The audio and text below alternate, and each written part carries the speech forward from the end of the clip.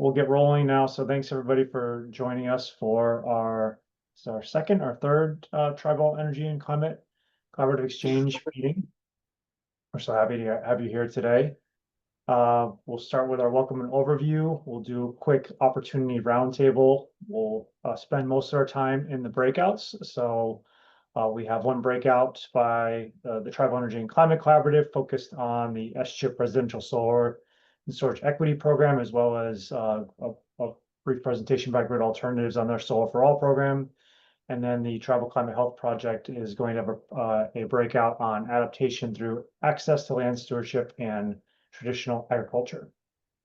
And then we'll wrap up with a report out, next steps, and closing.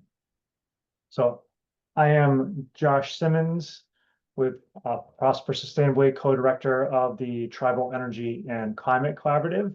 And if you all can introduce yourselves in the chat, that'd be great. If you could share your name and your tribe or organization, we'd appreciate it. And then we also have with us today as the co-host of the Tribal Climate Health Project and Tribal Energy and Climate Collaborative, Angie Hacker with Prosper, and Shasta, who is co-director of TECC as well as environmental director and TIPO with Palo Band Mission Indians. So the Tribal Energy and Climate Collaborative is a program under the Southern California Tribal Chairmen's Association. It has three programs, one focused on capacity building and technical assistance, which is encompassing this webinar, this meeting series, economic and workforce development and policy and regulatory advocacy. And TECC's focus is identifying and advancing energy, climate, and related economic and workforce goals, primarily of SCTCA tribes, but we are also doing programming and trainings and providing resources to support tribes statewide in advancing their energy, climate, economic, and workforce development goals. Shasta, could you maybe briefly overview Tribal Climate Health Project? Sure. So the Tribal Climate Health Project began in 2016 with some funding from EPA, and then in later years when EPA funding was not available in the first Trump administration, we were fortunate to get funding from the Bureau of Indian Affairs and their TCR program and some other federal and state sources. And in the 9 years we've been doing this now, we have been assisting tribes throughout the United States with their climate adaptation and vulnerability planning, with a particular focus on health, whether that's individual health, community health, social and mental health, and anything that has to do with helping tribes maintain their resilience in fighting the effects and adapting to the effects of climate change. So feel free to visit our website. I will put the link in the chat and you can learn more about us. And if you choose the TCHP breakout today, you'll hear more about us then as well. Thanks so much, Shasta. Okay, so we before we enter the breakouts, we like to have a brief opportunity roundtable. So we'd like to share timely funding opportunities and assistance opportunities, as well as events that we're aware of. And we encourage you to add any opportunities, grants, incentives, events, other capacity building opportunities for California tribes in the chat as well. A quickly approaching opportunity is the tribal capacity building grants offered by Grid Alternatives. So if you're interested in getting up to $100,000, you'll need to get an application by the 30th of this month. It's not listed in here. I think Grid's also offering bridge funding for clean energy projects. We're going to briefly touch upon their Solar for All programming today. We are going to have an extensive breakout on the CPUC's self-generation incentive program, the new residential energy storage, energy and solar storage rebates for homes. There is the Fast Charge California project, which is rebates for DC fast chargers, up to $100,000 per charging port. The San Diego River Conservancy Prop 4 grants, which is seeking concept papers by July 11th. The CNRA's Environmental Enhancement and Mitigation Grants, with applications due by the 16th. The California Department of Fish and Wildlife's Natural Community Conservation Planning grants by the 17th of July. A Resilient Food Infrastructure grant, equipment grants only by California Department of Food and Agriculture wildfire smoke, air monitoring response technology equipment loans, which are ongoing by the EPA. National Forest Foundation standard grants for tribal applicants due by August 22nd. And the Energize grants offered by California Energy Commission and CalSTART focused on electric energy infrastructure incentives for zero emissions commercial vehicles. So I think that's all we have on the radar for funding opportunities. So if you're aware of other funding opportunities that you know are available and upcoming and maybe of interest to this group, please include them in the chat. Some events that are coming up: Tribal Climate Resilience Listening Session by the Governor's Office on June 25th, the Tribal Climate Resilience Webinar Series on July 1st, the 16th Annual SEEK Forum, the California Climate and Energy Collaborative Forum. Angie will be heavily involved in that one, so hopefully you'll see her there in San Jose. The Forest Business Alliance Grant Management Webinar on July 23rd. The California Native American Tribal GIS Summit on the from July 31st to August 1st in Sacramento. Hopefully you'll be joining me at the 2025 California Tribal Energy Leaders Summit and Expo up in Wheatlands, California from August 4th through 6th. The 30 by 30 California Summit at the San Diego Natural History Museum. And the Tribal Lands Forum hosted by ITEP in August 18th to 21st. So if you know of any other important events, please share them in the chat. What we'll try to do is also, if we see any new opportunities that we don't have in our database, we will add them to make sure we're distributing those opportunities to others. I guess I'll pause here for a moment. Does anybody want to make any announcements of any events or opportunities?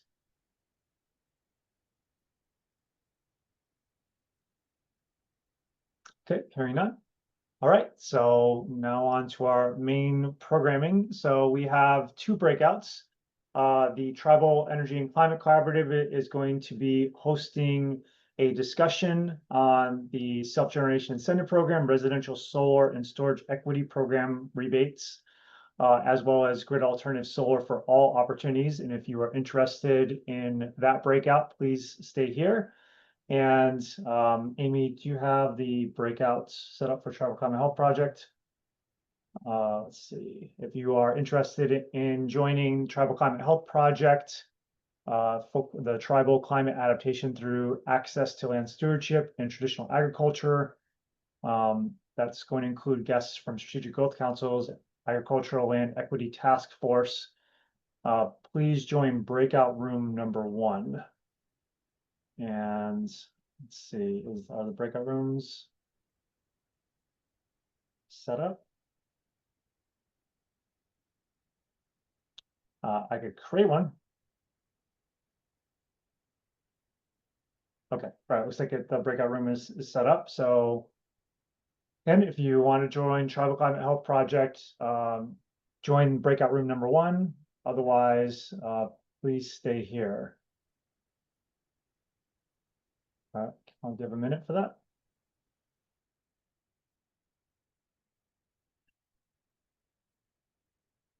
Andrew, you seen the breakout room for Tribal Climate Health Project? Yep, there you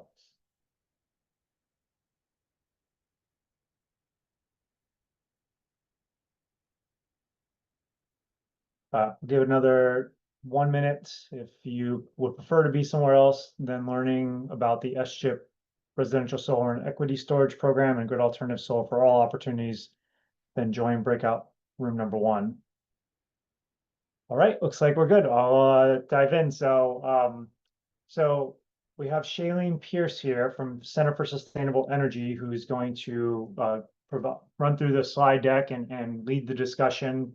I'm going to have a lot of my own questions. Shailene, I don't know if there's other program administrators from some of the other utilities or if anybody else is involved, but I think I'll let you turn it over to you to kind of share that. And I know we do have contacts for each of the different program administrators at the end. So Shailene, are you on and ready to present? I am. Great. Alrighty. So yeah, we'll go ahead and just jump right in. Good morning, everybody, and happy Tuesday. My name is Shailene Pierce, and I'm the senior manager in distributed energy resources at the Center for Sustainable Energy. I just wanted to first start with a really quick thank you to the tech team for inviting us to eXchange to discuss the Self-Generation Incentive Program, or SGIP, and more specifically, the new residential solar and storage equity budget that I'm going to refer to as RSSE quite often. I'm going to go over a lot of information today in a fairly short period of time. I just want to make sure that everyone's aware that we do have a couple of people that are in attendance with us from other PAs that can answer if you want to put them in the chat. Otherwise, don't hesitate to just hold your questions. We can ask them at the end, and anything that we don't get to, I can always follow up within an email. In addition, we are also going to be providing everybody here with a copy of this deck after today's meeting. So, to begin, I would like to provide everyone with just a brief overview of the SGIP program. So SGIP began in 2001 in direct response to the California energy crisis. At the time, the most commonly incentivized technologies were gas-fueled engines and solar PV, hence the self-generation part of the name. Relatively short thereafter, in 2007, PV actually received its own incentive program, the California Solar Initiative, and solar PV was removed as an eligible technology from SGIP. So from 2001 all the way to 2024, SGIP was exclusively funded by collections from 4 of California's investor-owned utilities, and that was restricting program access to only those receiving electric or service gas from PG&E, Southern California Edison, SoCal Gas, or San Diego Gas and Electric. Each of the IOUs administer their own respective territories with the exception of SDG&E, who is administered by the Center for Sustainable Energy. So when you hear SDG&E and CSE, for the purpose of administration, we are SDG&E. In March of 2024, the CPUC issued a decision that allocated an additional $280 million from the Greenhouse Gas Reduction Fund to the new RSSE budget in SGIP, which is available exclusively to low-income residents and is a result of Assembly Bill 209. The decision marked the first time that SGIP received program funding from something other than ratepayer collections, and it welcomed in a 5th program administrator, Los Angeles Department of Water and Power, or LADWP. The program that was originally only available to ratepayers finally became one that is actually available to qualifying customers receiving electric service from any load-serving entity in California. Additionally, as the budget's name suggests, solar PV was reintroduced into the program after its 17-year hiatus. Let's go to the next slide. So each program administrator was allocated a designated amount of incentive funding, but to ensure that tribal customers had an opportunity to access the new budget category and the funding, the commission directed the PAs to carve out or reserve 2% of their total incentive funds specifically for tribal projects. And you can think of this carve out as like a soft cap. Tribes are going to have exclusive access to that 2%, but once that 2% is fully subscribed, tribal members will continue to have access to the remaining 98% of the funding. So this is just ensure that tribes have access, and then you have access to everything else. One thing that I do want to call out, though, is that the 2% carve-out is going to be made available to non-tribal customers if any funding is remaining unencumbered in the final 12 months of the program. At this time, the PAs are awaiting a ruling from the CPUC to establish a final closure date for the program, so we don't actually know when that date is going to be. But while we are awaiting further direction, that 2% tribal carve-out is going to remain in effect for you guys. Next slide. So what exactly does the residential solar and storage equity budget cover? The RSSE budget is available to residential installations only for both single family and multifamily homes, and incentivizes 2 types of projects: standalone storage and solar when it's paired with storage. I want to emphasize the with in that second scenario because standalone solar is not an eligible technology for an incentive. So the incentive rates. Previously, SGIP did incentivize through the residential solar equity budget standalone storage at a rate of 85 cents per watt hour, which was actually increased through RSSE to $1.10 per watt hour. So we got an increased incentive amount, which is fantastic. Systems installed on single-family homes can receive an incentive for up to 30 kilowatt hours, and that translates to a maximum incentive of $33,000. I want to also note that any incentive requests for systems that are over 15 kilowatt hours are going to require load justification documentation. So when sizing storage specifically in SGIP, there's going to be one of two methodologies that's going to be applied. If the solar is being installed on as a standalone technology on a residence that does not have solar that was previously installed, so just a naked home, only putting a battery on it, the storage is going to be sized to the average daily consumption between 4 and 9 during a summer calendar month. And summer calendar months are defined as a month between June and October. It's not just like an arbitrary choice, it's whatever summer calendar month has the highest usage. If the storage is being installed with solar, like new PV, or on a home that already had an existing solar system, the storage is going to be sized to the average daily excess generation within those summer calendar months. So now for the solar plus storage installations. For the storage portion of solar plus storage, all the previously mentioned incentive rates and sizing methodologies are going to apply. So there's nothing different there. As for the actual solar PV itself, the incentive rate is going to be set at $3.10 per watt. And solar is sized to 100% of the customer's annual on-site load, but can be sized up to 150% of the on-site load if sizing to future growth. I want to point out that the 150% figure is specific to the SGIP program and does not ensure that your electric utility interconnection rules are in alignment with that percentage. I know that there are some POUs and some municipalities out there who might cap you out at 120%, so just make sure you check with them prior to committing to a full 150%. One last note I want to make on solar is that systems over 5 kilowatts on single-family homes and over 5 kilowatts per tenant on multifamily homes are going to require load justification documentation. Next slide. Alrighty, so we've gone over RSSE and what it incentivizes. Let's talk about what we should know as a potential program participant. And we'll go to the next slide. So there are 3 major program requirements potential RSSE participants should be aware of. These are the requirements for income verification, the requirement to be enrolled in an SGIP demand response program for a period of 10 years, and the default 30% investment tax credit, or ITC. We'll go to the next slide. So the RSSE budget is exclusively available to low-income customers, which are defined as those with a household income of 80% of the area median income or less, based on HUDs, or the Housing and Urban Development Income Guidelines. If you refer to the SGIP handbook, you're going to find that this figure is verified by a copy of a customer's most recently available federal tax documents. I point that out because I want to acknowledge the fact that the PAs all understand that not all customers are required to file taxes and may not have access to this specific documentation. And if this applies to you or any one of your customers, don't worry. The PAs will work with you to identify alternative documents to help you meet the requirements. And just some examples of previously accepted documentation are like IRS 1040s, W-2s, 1099s. We've done bank statements, pay stubs, social security letters. So we'll work with you to find something. An alternative pathway to complete income verification is through categorical eligibility. So customers who have completed income verification as a result of participation in either SASH, DAC-SASH, CARE, FARA, ESA, MASH, or SOMA can submit a copy of their reservation or enrollment letter to satisfy the requirement for income documentation.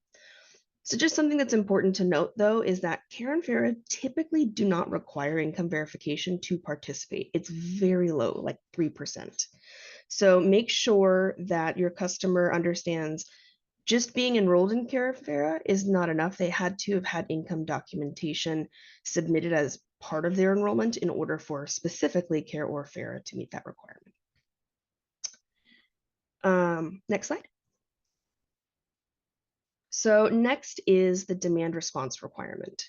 SGIP requires all program participants, including those who are receiving an incentive from the RSSE budget, to enroll in an SCHIP qualified demand response program for the full 10-year program permanency period. Customers can review the list of all the available programs on the application portal at selfgenca.com under the resources page. But PAs, in consultation with the SCHIP working group, may provide an exemption for applicants from the DR requirement if they are a non-IOU customer that does not have access to a qualified demand response program, or if the customer would have to forfeit a low income rate in order to join the demand response program. For the purpose of SCHIP, I want to point out that customers that are receiving service from a CCA or a community choice aggregator are recognized as IOU customers. Additionally, at this time, I want to note that there are no SCHIP approved demand response program for non-IOU customers. So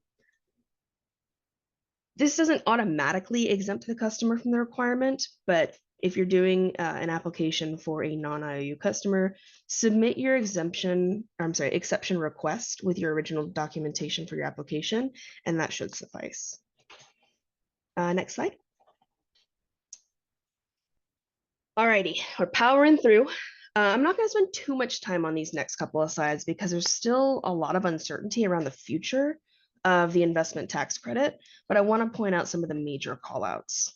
So for all intents and purposes, the SCHIP requires all program participants to factor in a 30% claim of their total eligible project costs against their incentive through utilization of the ITC.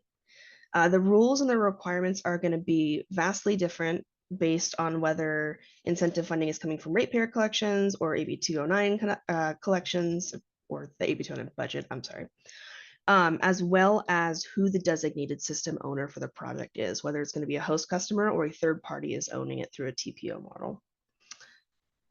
Next slide.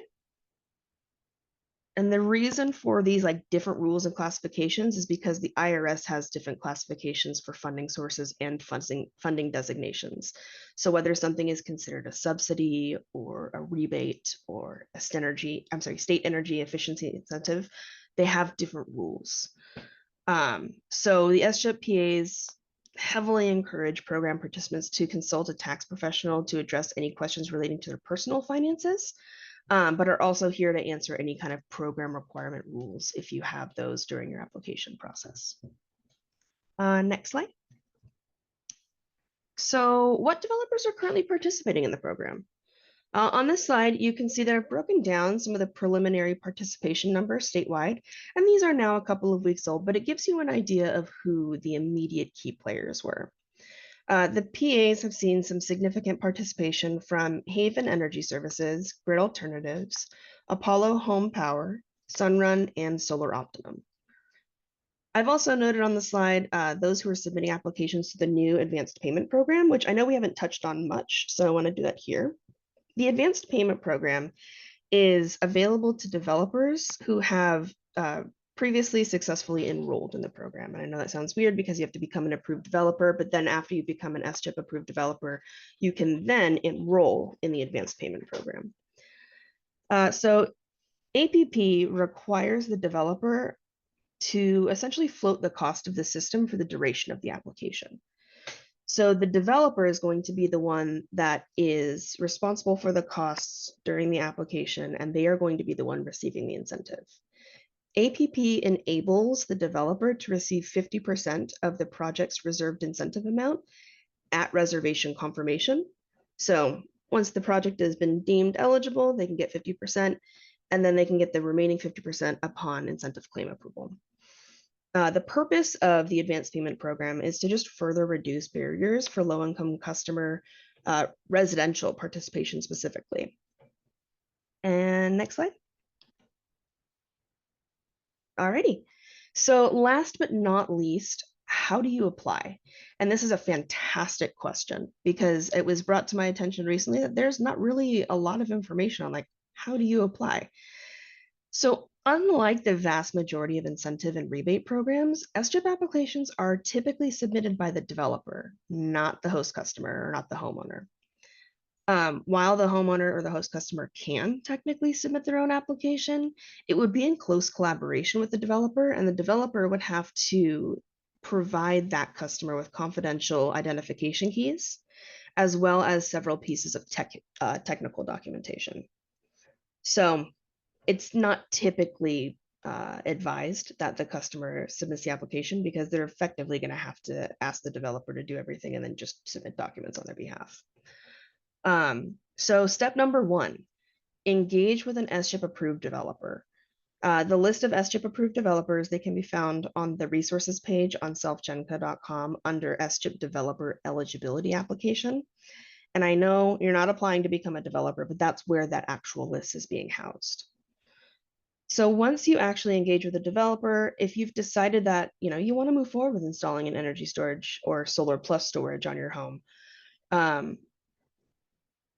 you can see on the slide what I've done is I've outlined the most common order of operations for receiving an incentive. And I say that because most people don't install their system prior to deciding that they want to participate. So customers will contract with a developer who's going to design their system, and then they will submit that application on the customer's behalf.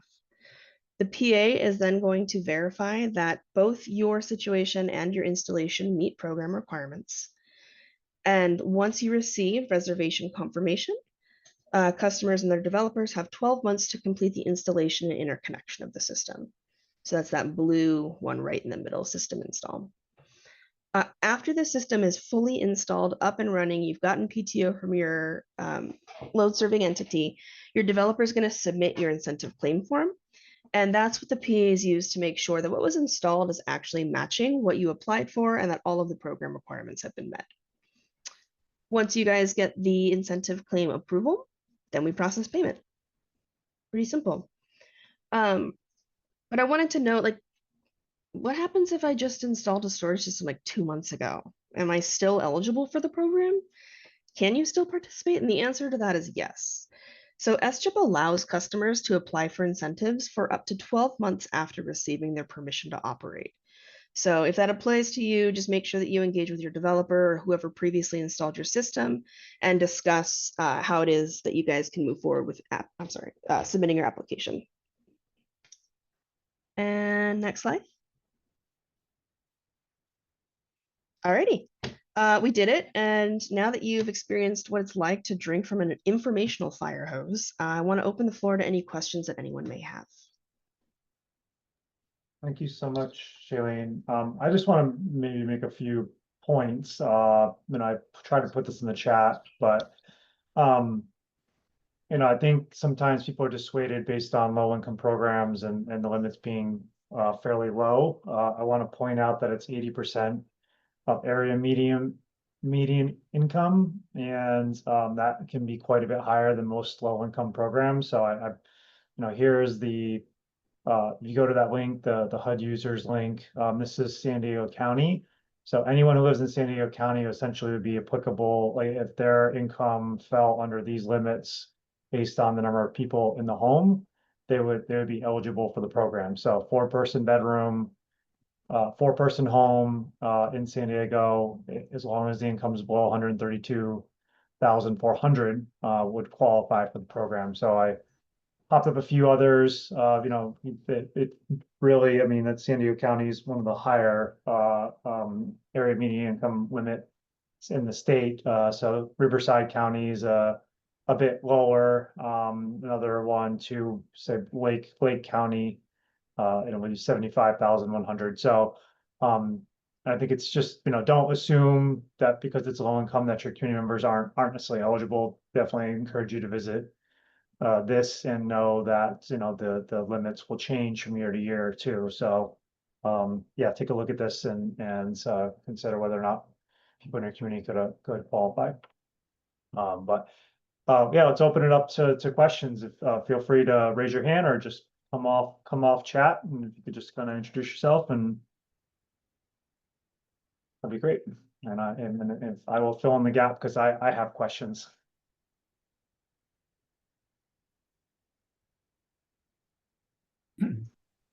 Hi all, this is Chaz Jones, and I had one basic question, but can you just reiterate the geography that this program is specific to? Yes, so the program is going to be available to any resident within the state of California that is receiving electrical service from a load serving entity. So that could be an IOU, POU, Muni, anyone that provides electrical service. It could be a rural electric cooperative that would also qualify. It just can't be someone that's off the grid. Great, thank you so much. That's a great question, because if you try to participate or have participated in SCHIP programs before, they were funded by mostly ratepayer funding, and so only IOU customers were eligible. So it's notable that despite the program administrators being mostly the IOUs, in the case of Center Sustainable Energy, they're kind of representing or covering SDG&E's territory. This actually covers all the publicly owned utilities, includes co-ops, so ANZA co-op. So I think this is a unique program, and definitely worth noting that, if you didn't participate before because you couldn't, well, now you can, unless, you're just off grid, I suppose.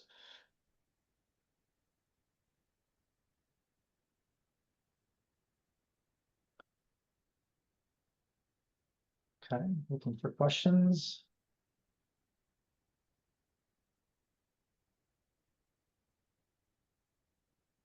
Okay, well, we wait for, feel free to, raise your hand or step in at any time. I'm gonna fire off a few questions.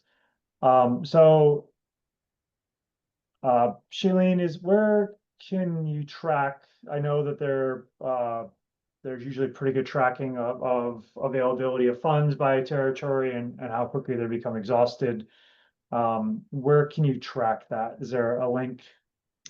There is. I believe I put it on the frequently asked questions on the additional documentation that I provided to circulate to the TECC-X members or participants, but it's going to be on selfgenca.com under the resources page. There is program metrics. And looks like my colleague Jess Hilton just put the link in the chat. Okay, great. Okay. On that page, I just want to note there is a drop-down menu, so you'll have to click on the drop-down menu and select residential solar and storage equity. See if I can go to it right here. So budget category, residential solar and storage equity. So ratepayer basically means investor-owned utility ratepayer fund. So I think that's important to clarify that the references ratepayer really are associated with the investor-owned utility territories, and the AB 209 is going to be for the non-IOU, so the publicly owned utility territories. Correct. So to the ratepayer category, you can see each of these territories, and so how do we decipher this? So what you're going to be looking at is the available funds. That's what's available for people to reserve to still. Okay, so what does this mean? So this is residential solar and storage. So in CSE territory, it's saying only so in CSE's territory, there is $4,636 remaining from ratepayer collections. Now, if you use the drop down and you go to the AB 209, this is from the Greenhouse Gas Reduction Fund that we were mentioning earlier, that $280 million that was allocated. So from the GGRF, that's going to be available to both ratepayers and non-ratepayers. Within CSE's territory, there is $14,589,551 available. Okay, is that cover, so basically this is one lump sum covering everybody that's under CSE, so all the POUs in addition to SDG&E? It's going to be, everybody that has been assigned to the SDG&E service territory, which doesn't actually include any of the POUs. The POUs are all assigned to Southern California Gas.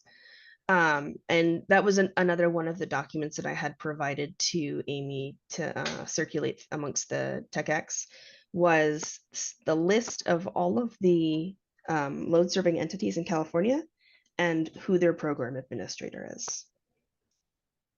Okay, yeah, and we'll circulate some of these documents afterwards. So Actually, I'm finding that right now. So the Appendix D, the assigned SCHIP PA assignment. So as you mentioned, well, I guess, yeah, the Alameda Municipal Power would be under PG&E. So we'll share this afterwards too. And then I believe there's a link to this somewhere too.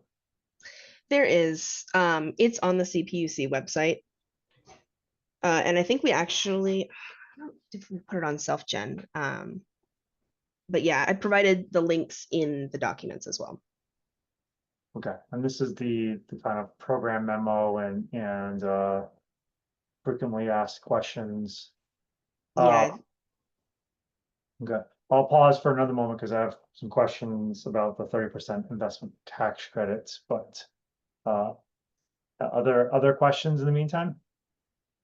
We can do the 30% tax credit question because that was my next kind of thought was what's the strategy there then? Because naturally, I mean, if the language stands that's proposed right now with the step down over the next couple of years, yeah, just curious if that would trigger like some type of additional rulemaking or issuance of engagement, or if it would just be waived, or yeah, what that requirement change would look like. yeah, that's a great question. So I don't know, Josh, if you wanted to add your question on, or if your question was the same or different. I think it's different. Mine's more of the, how is the 30% being applied? Is it reducing the incentive amount by that amount? And what about for the advance payment where you have the developer covering the cost? Is it only covering it minus 30%? And then the other person still needs to pay the developer the 30% to make them whole? Like how does it actually functionally work? Also a fantastic question. So I guess we can start with how it's being applied now, and then we can address how potential future changes are going to impact it. So as of right now, yes, the 30% is being claimed against the incentive. So if you have a $10,000 incentive that you're eligible for, the application automatically defaults you and requires you to say, I'm going to get $3,000 of that $10,000 from the incentive tax credit. So you would effectively only get $7,000 from SCHIP. Because the incentives are treated differently, whether they come from ratepayer collections or AB 209 funds, there is a little bit of a different rule going on there. So anything that's coming from ratepayers is considered a public utility subsidy, which means that even though the 30% is being taken out of your incentive, when you actually go and file your taxes, you can't actually claim it on the full $10,000. You'd be claiming 30% on $7,000, which would make it impossible to realize the full value of the incentive. On the flip side, incentive funding from AB 209 is considered a state energy efficiency incentive. So even though you only paid $7,000, you claim 30% on the full $10,000. So that's the expectation. And you can see on that previous slide too, there are ways to receive an exemption, and those have not been fully outlined yet. It's still a question that is discussed in consultation with the working group. So the PAs along with Energy Division get together every Wednesday, and any application that's receiving an exemption to the ITC requirement is discussed in those meetings. And I want to point out that the resolution that implemented these changes from the CPUC requires that the host customer approves why they are ineligible to receive the IRA tax credit, as well as why the credit could not otherwise be utilized or transferred by a third party. So what that effectively means is, why are you not eligible, or why can't you realize 30% of the tax credit? And why can't you go through a third-party ownership model? To put it as simply as possible. I didn't understand what you're talking about with the IOU. So are you saying that basically there is no pathway for people to become whole with the SCHIP and the ITC the way it's structured right now? The way that it's structured, unless you request to claim less of an ITC and you're a ratepayer getting your incentive from ratepayer collections, yes, there wouldn't be a way to fully realize the incentive amount the way the rules are written. That's why there is that ability for customers to prove why they wouldn't be able to realize the full amount. Okay, so IOU customers are the types of customers that are applying for that exemption and being reviewed at that working group. Typically, like that's a. I would say both.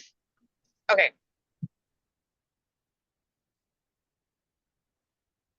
Okay, do you want to address Catherine's question, and then we'll turn it over to Grid Alternatives for the last 10 minutes?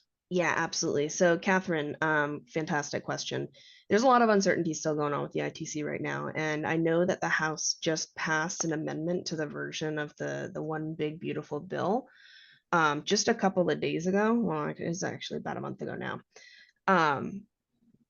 But basically, the PAs were directed by the CPUC to file a Tier 2 advice letter to address any material changes in the ITC rules or law that are going to need handbook changes and development changes in the database, if anything is to change. So if, tomorrow we find out that the ITC is no longer going to be available, we have 21 days to make that change within the program. The PAs. The PAs. Okay. And is that advice letter, is that open for comment or? Yes, no? it would be open Okay. for comment because it's a Tier 2 advice letter. Okay, thank you. You're welcome. Okay.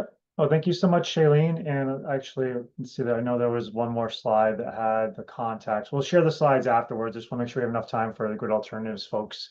We invited them here today because they have Solar for All funding that seems to potentially complement or provide an alternative to the SGIP funding.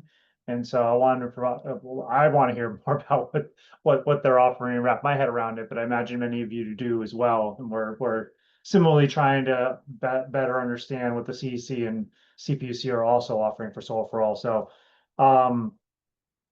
so the Grid Alternatives team can start to share their slides, and I'll turn it over to whoever is going to be leading that.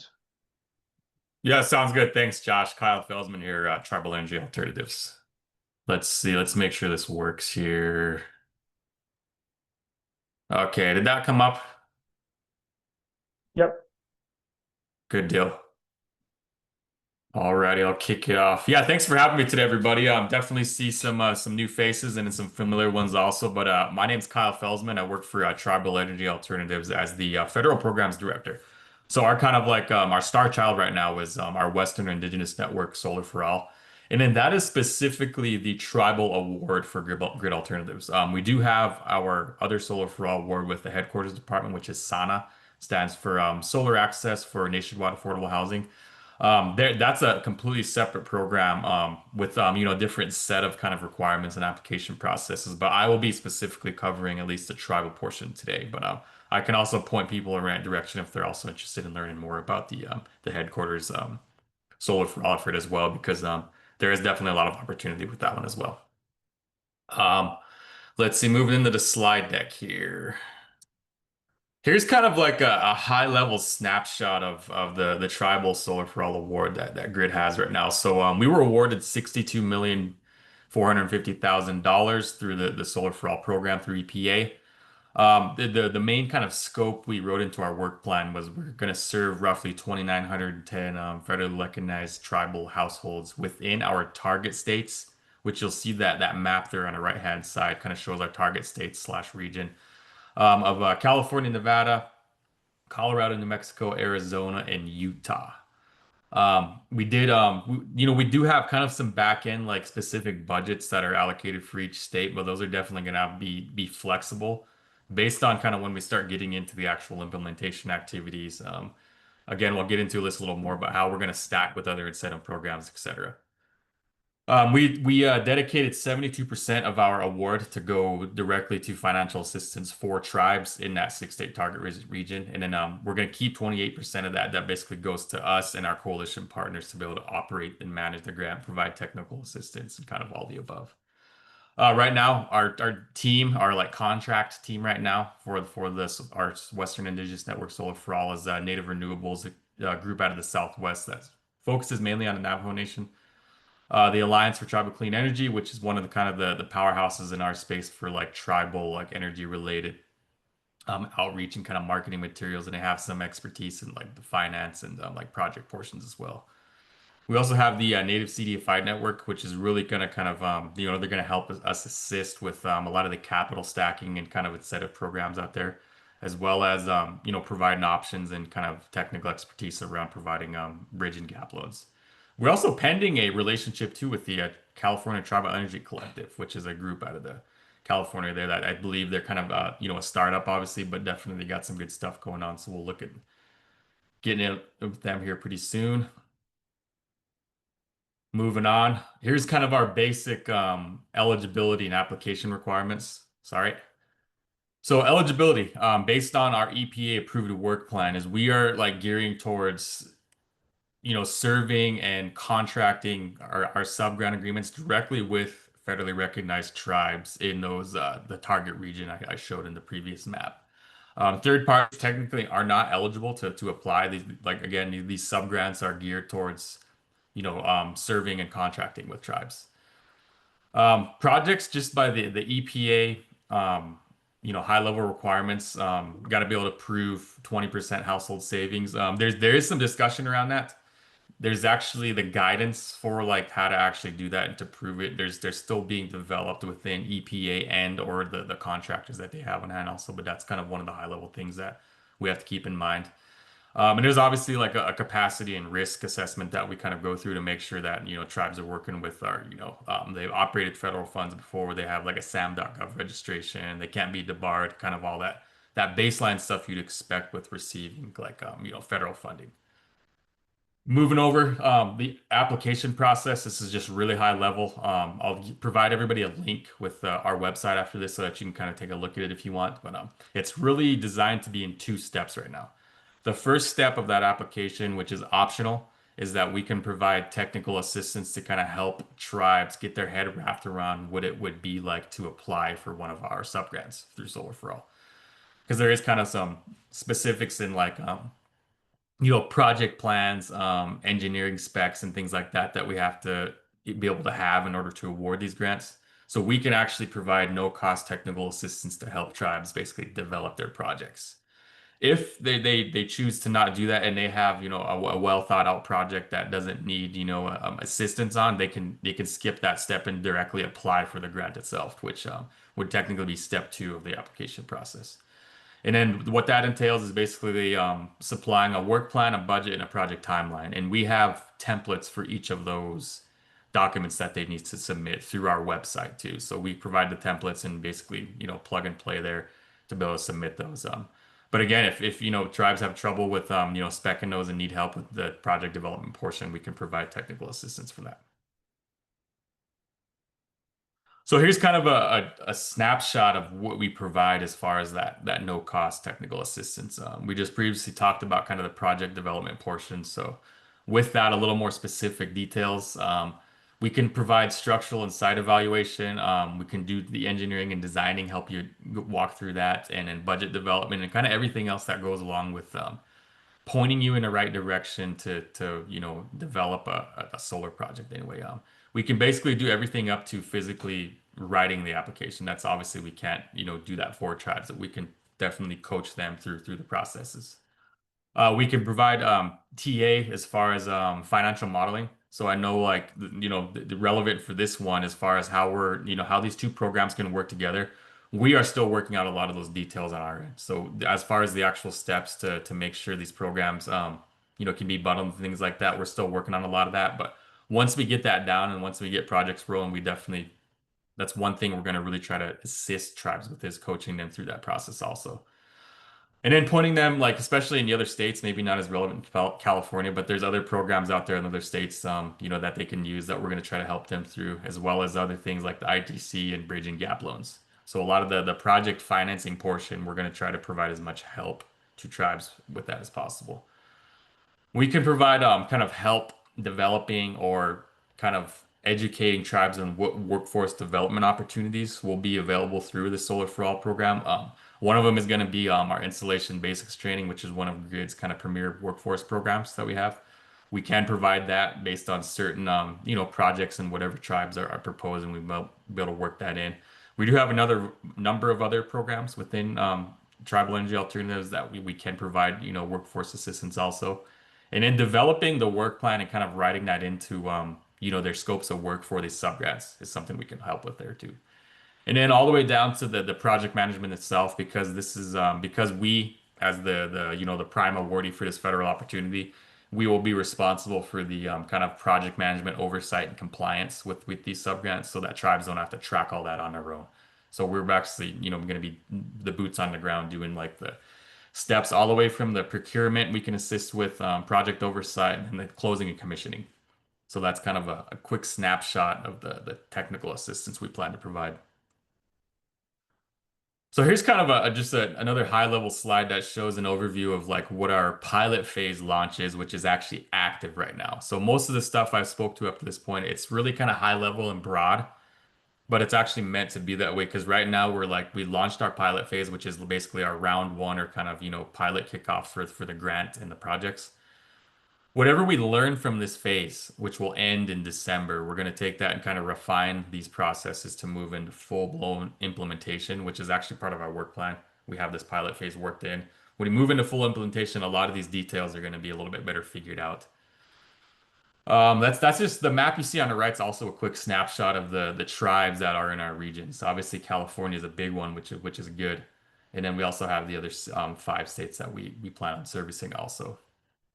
So right now, our application for our pilot projects are open. They will close at the end of June. That timeline is in a way going to be irrelevant because we're going to open our second phase to our pilot applications directly after that. The main reason we did that was just to try to manage like application review and intake just for our sake.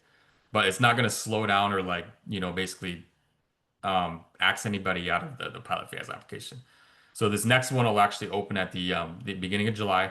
And it's probably going to extend longer than the first one is. So we're thinking it could possibly go all the way up to December, depending on how many applications and what the intake is looking like at that time. Hey, Kyle, sorry, we actually we're at time right now. Any Are we? last Yeah. words? This is the last slide, I believe, too. So Okay, I think we're good. Awesome. Well, we Um, really appreciate you. Why don't you conclude and we'll. Yeah.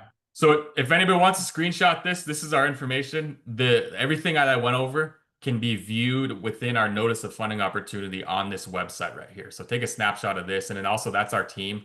If you want financial technical assistance, you go to Jillian Papan. If you want construction technical assistance, Jillian Wild is your person. And you can always feel free to reach out to me also. Awesome. Thank you so much, Kyle, Shailene, for the wonderful information. Really appreciate your efforts and getting solar and storage on homes and tribal communities throughout California and beyond. So the other breakout room, I think, just closed right now. So I'm going to take the slides back over. Okay, let's see. Start back up. So anyways, thank you for joining us. Please, so I'm Angie Hacker. I'm the lead consultant with the Tribal Climate Health Project, and I'm here with Shasta Gon, who you've already met a little bit. She's the environmental director of the Palabana Mission Indians, and they are the ones that have operated the Tribal Climate Health Project for over 8 years. And in that time, we have held trainings for thousands of tribal serving practitioners like you across the U.S. And in this latest bi-monthly series that you're part of today, and maybe you were there with us a couple months ago as well, we're focused on helping California tribes continue the work of building resilience among, as you all know, our significant changes, and not just to the climate, although we know those are happening now, but also changes at the federal level, among other levels, that can make this work at this point more challenging, to say the least. In our first meeting in May, we dissected some of these challenges. Many of you shared recent hurdles that you are facing in your adaptation work, including the funding freezes and how difficult it is even for you within your own tribe to get decision makers' attention on climate amid all of these other priorities right now. So we discussed how this series can help us look outside the box, the climate box, and into other related disciplines and fields as tribes continue to pursue and strengthen their adaptation work. So based on your feedback from April, we've drafted this initial schedule of topics. We're basically going to look at how these other sometimes less contentious or more institutionalized fields can help carry the work forward in difficult times.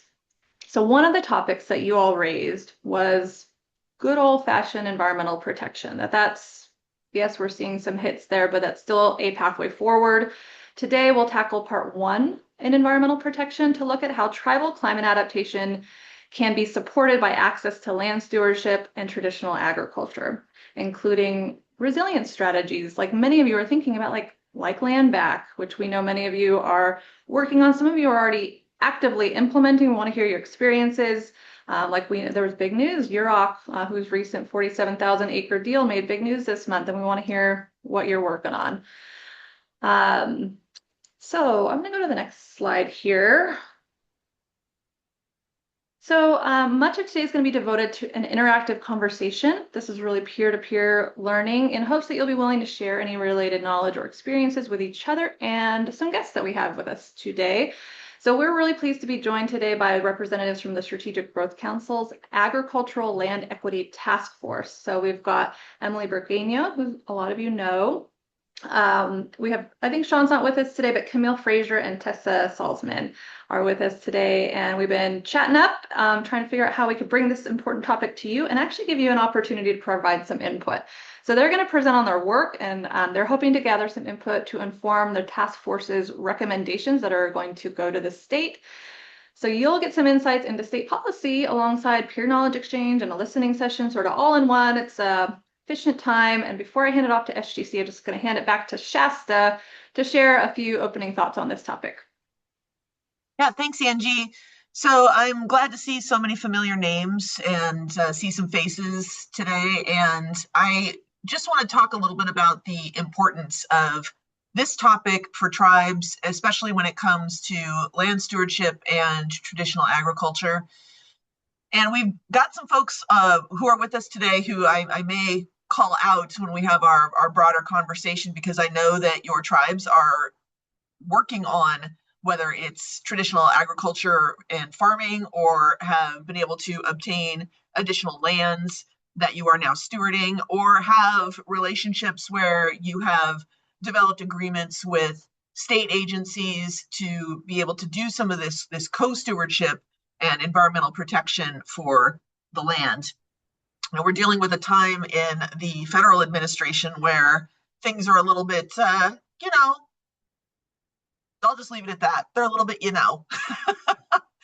and can be a little bit challenging, shall we say. But that doesn't mean that we're not still moving forward with these opportunities for tribes to be able to work hand in hand in partnership, either with agencies or other types of landowners, even if private landowners who are interested in this sort of thing, or most important, I think, and ideally, being able to take ownership of those lands directly, so that there's no go-between for tribes to be able to implement the things that they want to see happening on lands that are part of their ancestral territories, whether that's cultural burning, whether that's stewarding plants that have traditional and cultural importance for medicines or basketry, or any use that the tribe wants to put them to.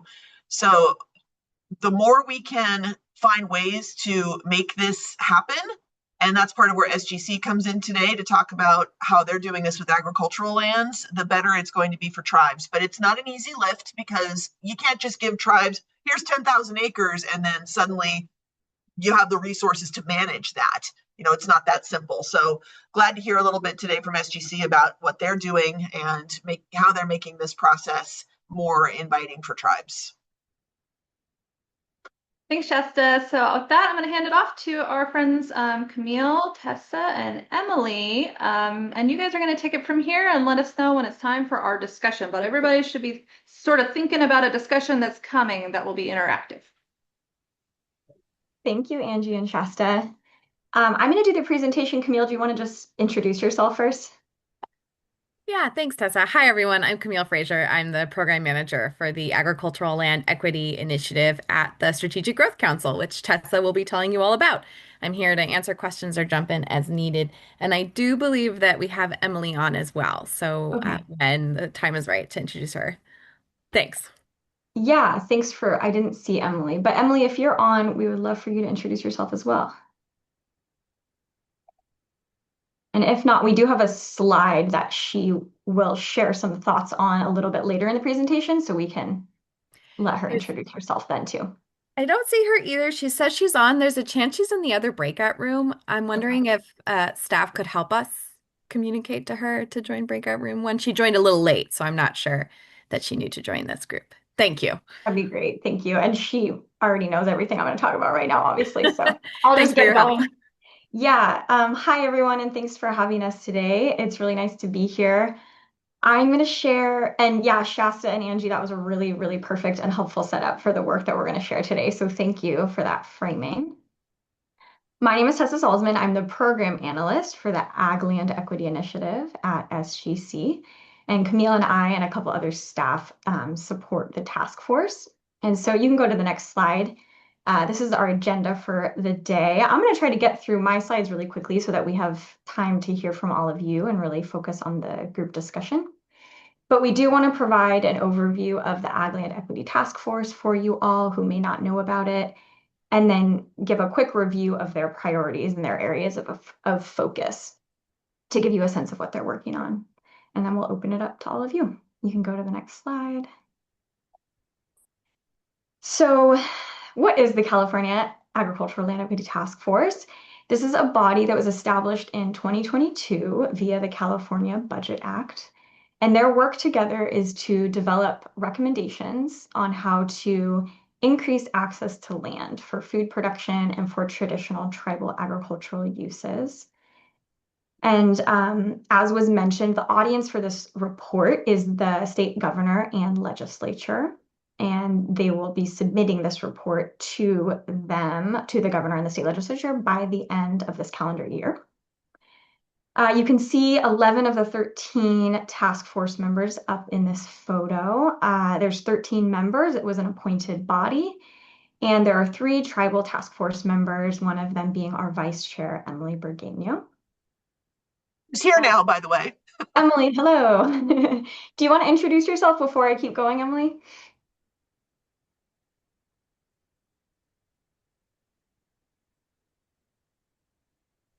Yes, thank you.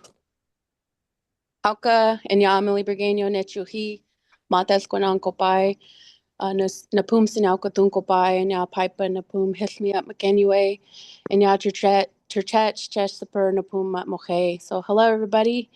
I am Emily Burgueño. I come from the Ipai Nation of Santa Isabel, or the village of Esquinan, where I'm a tribal enrolled citizen. I also where we're in North County, for those that aren't familiar.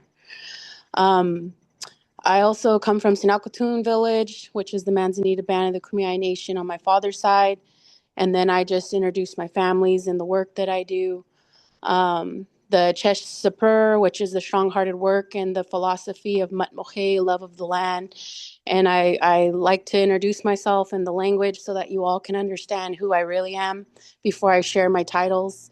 But yes, I'm the chairwoman for the Kumeyaay Digueño Land Conservancy, which is a committee of the Kumeyaay Nation on matters of conservation and traditional ecological knowledge stewardship.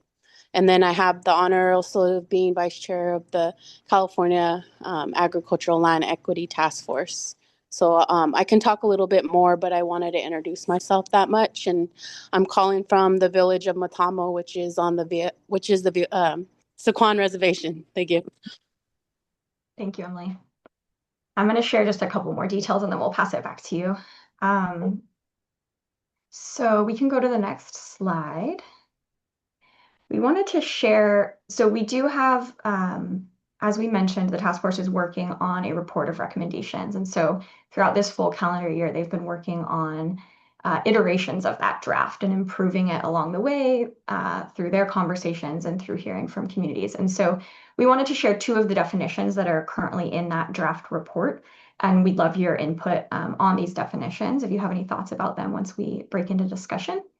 But the point that we wanted to share with all of you is that when we say agriculture and when we're thinking about agricultural land, we're using a really expansive definition of those terms to ensure that we are including traditional tribal practices and stewardship.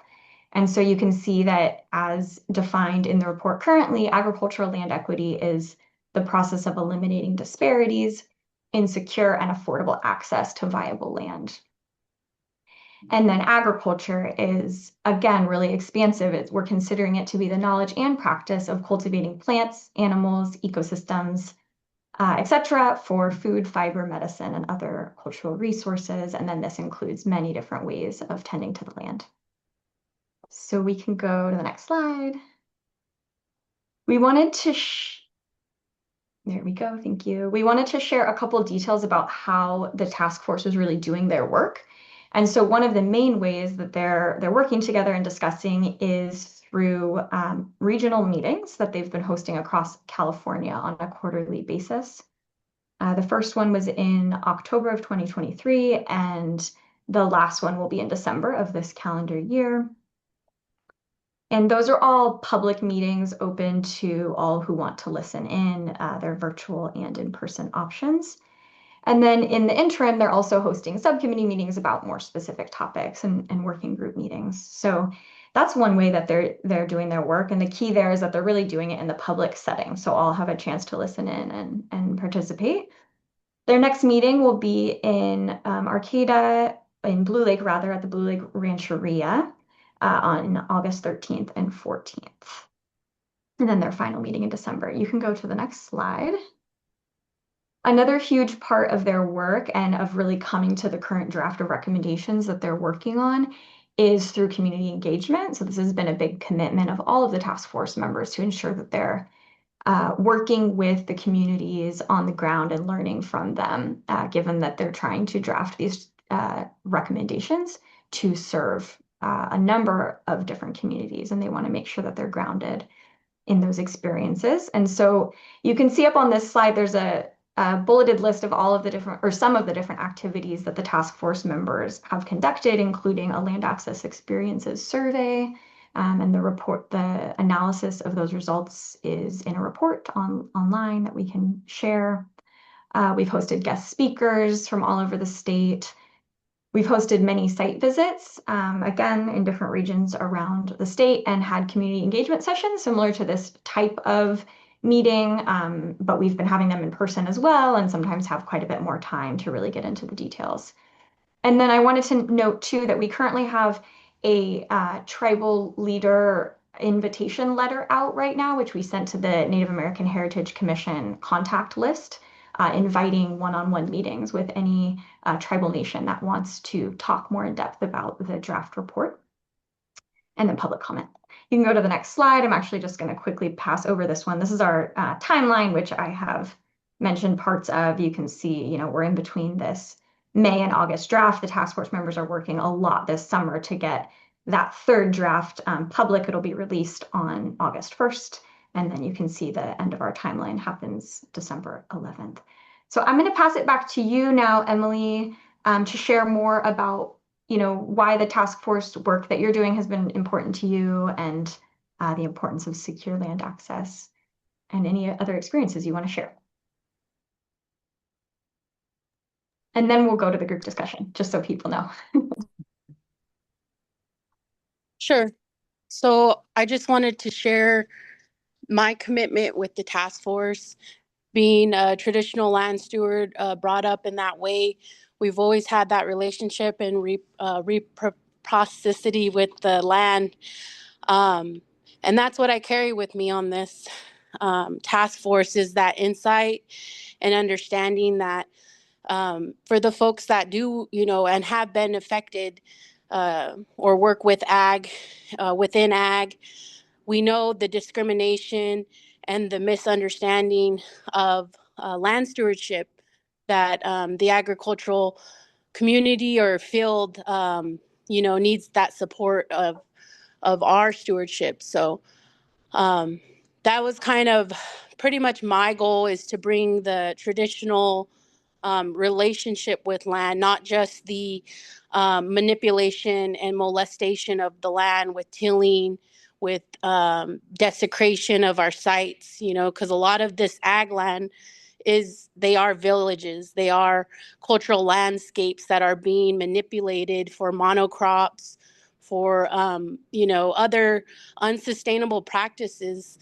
And that's what I want to carry forward, is the sustainability within our teachings, within the longevity of our culture and our resilience as well as the individual perspective, as well as experiences when it comes to land issues and equity issues of land access.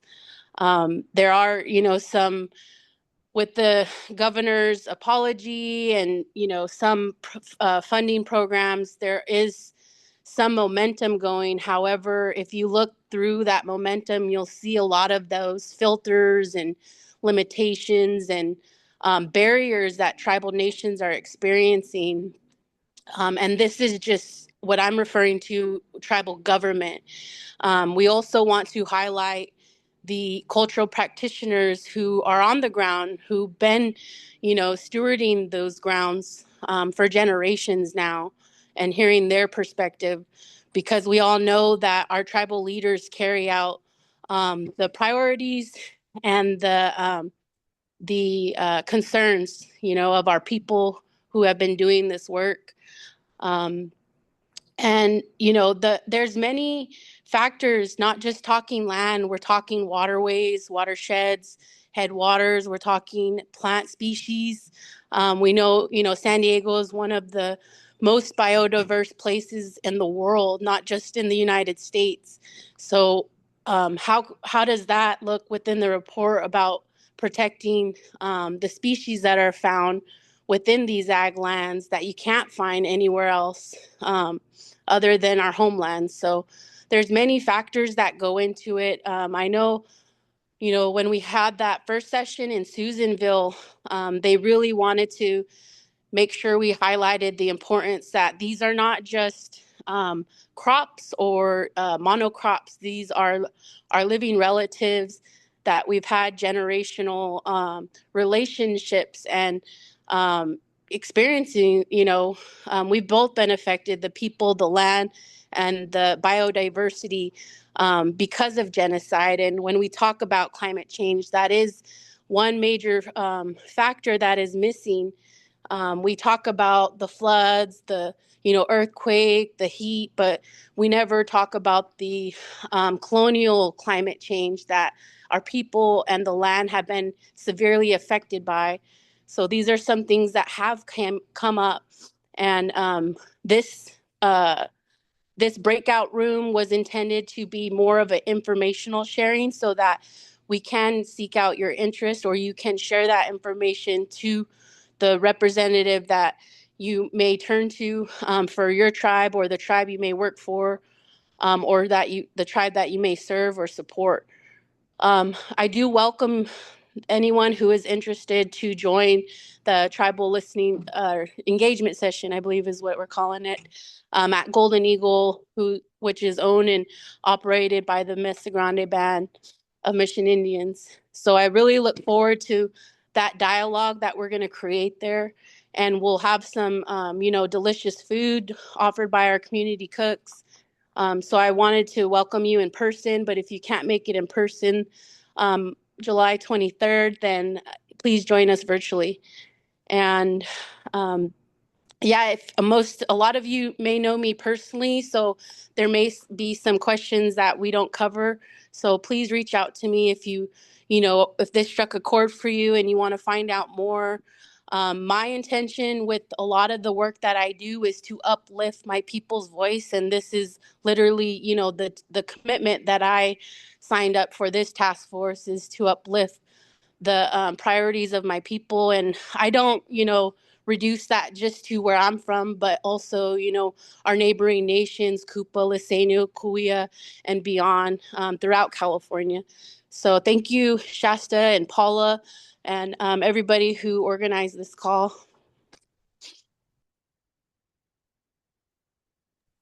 Thank you, Emily. And I think yes, I was gonna say, here we are. We have group discussion. So Camille or Tessa, I don't know if you wanted to guide us into that. Yeah. Thank you so much, Emily, for setting us up and sharing all of that. A couple notes on here. So, anything that you share today, of course, will remain anonymous and unless explicit permission is given. We just want to make sure that that's clear. If you go to the next, and then for the discussion, so, we're looking for anything that you want to share, anything that Emily may have sparked with her comments and reflections, and really just your initial reactions to this work, given that it's a lot to take in the first time that you're learning about it. So if you go to the next slide, you can see the 9 goals that are currently structuring the report. And so Camille, I think, will share in the chat that, or maybe already has the draft report. And you'll see each of these 9 goals reflected, and then a bunch of actions and different specific recommendations under each one of these goals. And I wanted to just share this high-level version here today because we don't really have time to get into the details. But there's a lot, of course, under each section. And yeah, I think I might just give everyone kind of a moment to take this in. I don't think I need to read through all 9, and we'd really just love to open it up for questions, your initial reactions, your reflections. So we have many different ways for you to engage. The first is a couple of sessions coming up, which one of them Emily mentioned. There's one being hosted down in San Diego, and then we'll have another in Blue Lake, Humboldt County in August. Do you mind going back a slide? Angie, sorry. Yeah, I know the flyer is there. We can send all of this out, and I think Camille's sharing stuff in the chat as well. But to directly answer your question, Becca, you can email this landequity@sgc email at any time with public comment. So that is a way for even outside of these meetings to submit your feedback. And we share that with the task force members. You can also make verbal public comment at any of the meetings, either online or in person. So those are kind of the best ways. I also mentioned the tribal leader letter earlier. So if you want to set up a one-on-one meeting with your tribal nation and the task force, we can also make that happen. And I will mention the August 1st draft will obviously look different than the May draft, which is currently public. And so just depending on when you want to weigh in and which draft you want to spend time with, you might kind of organize your input around that.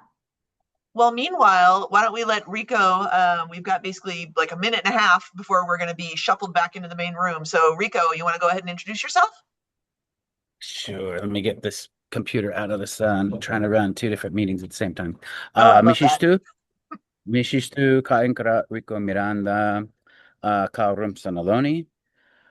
My name is Rico. I work now for all tribes. I recently 8 months ago, was hired as a tribal liaison for the Governor's Office of Land Use, Climate Innovation. I help SGC, LCI, and the Racial Equity Commission with anything tribal related. So reach out. Folks can find me. I don't have too much to say, but nice work for everyone that's doing great work for tribal communities.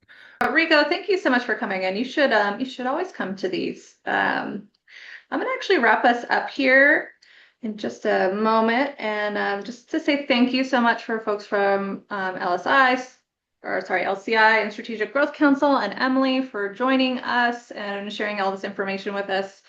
Like they said, there's some information we can send after this. You'll get all of these slides. There are opportunities to provide additional engagement, including this poster you see on the screen, which is an opportunity on July 23rd in person at Golden Eagle Farm. Emily mentioned it a bit more. We'll send this along afterwards as well. I want to say thanks to everybody who continued to come back. This is our round 2. Our 3rd in the series is going to be on August 26th. So that will be, again, the Tribal Climate Health Project's 45-minute breakout session during these bi-monthly meetings. That one will be tribal climate adaptation through disaster and emergency preparedness and response, right? So that's the field with which we will look through that lens to see how we can continue to pursue climate resilience in these difficult times. Okay, so I'm going to say thanks again. Oh.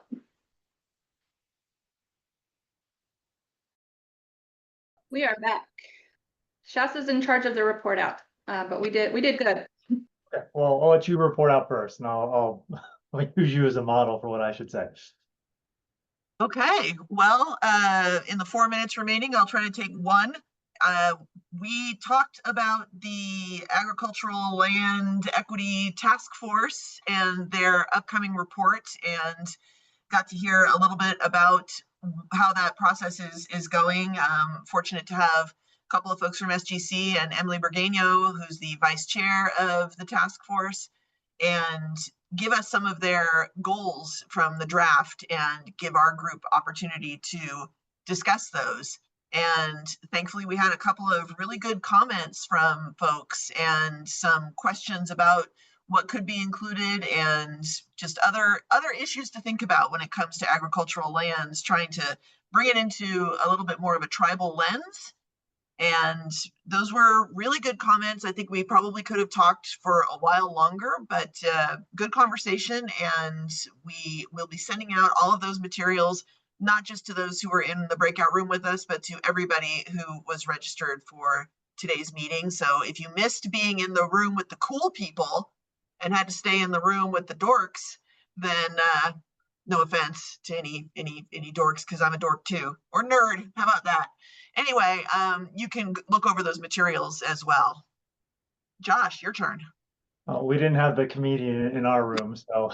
Well, and Kurt in the chat just confirmed that I am a dork, so thank you. He's also my, I supervise him, I'm his boss, so Kurt, you are now fired for the first time this month, I think. So in the tech breakout room, Shailene from Center for Sustainable Energy presented on the SCHIP residential solar and storage equity program, RSSE, I think. And so notable thing is that this applies across the state to anybody served by a load serving entity. So if it's a publicly owned utility, not just the IOUs, ANZA co-op, it's a co-op, this is available to anybody. We kind of talked through the considerations of the investment tax credit and how that's applied to it, and some of that's a bit evolving, but it's I believe $110 per kilowatt hour for solar, and $310 per kilowatt got it backward, 110 per kilowatt hour for storage, $310 per kilowatt for solar. And then it's based on the cap is 80% of area median income for the county. And that's higher than most low income limits are. So I would encourage you to go to check the website, the HUD website, because, for example, a 4-person home in San Diego County, I think the AMI was $134,000. So maybe higher than you think. And then we had a presentation from Kyle from Tribal Energy Alternatives on their the Western Indigenous Network Solar for All program, and the different solar opportunities available. We're going to share all the slides and information we received from both groups afterwards, and that should have their contact information. And hopefully, this will lead to more solar and storage being installed at homes throughout Indian country in California. All right, that wraps us up. And just glad to have you all here. We'll be sending out our additional materials. And, again, want to thank Emily and Camille and Tessa for being in our breakout, and all the folks who were in the tech breakout, and hope to see you again on August 26th. Yeah, thank you. Thank you to Shailene and Kyle in particular, and everybody for joining us today. So, all right, everybody. If you don't mind, I just shared 2 flyers for this week. CNR, Natural Resource Agency, sent it out, Geneva, and then Lisa also sent it out, the Camul's TIPO. Just wanted to share it in the chat too, just to kind of flag it for everybody down here in Southern California. If you're able to join these sessions, it's for their toolkit. There's more information on the flyer. I'm not the one to be presenting the information. I'm just sharing information. Thanks, Emily. And I think there's another one that's happening in, I want to say it's in Rincon. But yeah, Yeah. that's this week. So we will share that around. I put both the one in Kuya and Humol's flyer in the chat. Thank you. Perfect. Thank you, Emily. And thank you, everyone. Have a great day. Great. Thanks so much, everybody. Take care.